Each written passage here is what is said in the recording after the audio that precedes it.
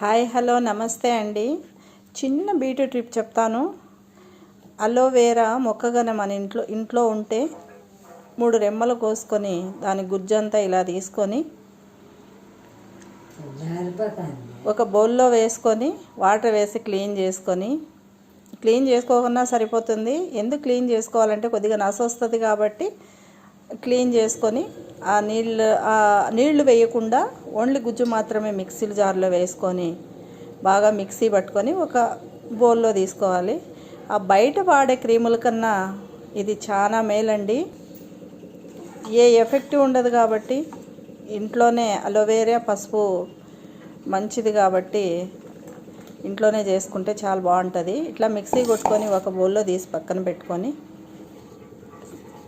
ఒక spoon aloe vera జెల్లు, కొద్దిగా పసుపు వేసుకొని బాగా కలుపుకొని ముఖానికి రాసుకుంటే చాలా బాగుంటుంది. ఇట్లా అంతా కలుపుకొని ఫేస్కి అంతా అప్లై చేసుకొని ఒక హాఫ్ అన్ అవర్ గన అట్లే ఆరనిస్తే అర్లీ మార్నింగ్ డ్యూటీలకు వెళ్ళేవాళ్ళు పొద్దున్నే వేసుకొని కాఫీ తాగే లోపల ఆరిపోతుందండి. స్నానాలకు వెళ్ళి స్నానం చేస్తే క్లియర్ అయిపోతుంది.